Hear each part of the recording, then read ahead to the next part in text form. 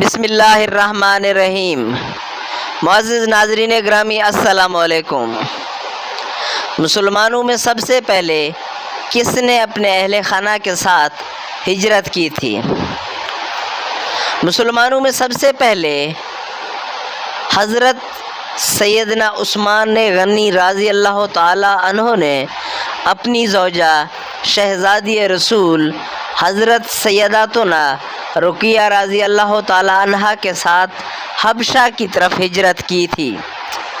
بقیہ تمام مہاجرین ان کے بعد ہجرت کر کے حبشہ پہنچے تھے، اور ان کے لیے سرکار دو عالم حضرت محمد مصطفیٰ صلی اللہ علیہ وآلہ وسلم نے یہ دعا فرمائی تھی کہ اللہ تعالیٰ ان دونوں میاں بیوی کے ساتھ ہو، اور حضرت لوط علیہ السلام کے بعد حضرت عثمان رضی اللہ تعالیٰ عنہ ہی وہ شخص ہیں جنہوں نے اپنے اہل خانہ کے ساتھ اللہ عز و جل کے لیے ہجرت کی ہے۔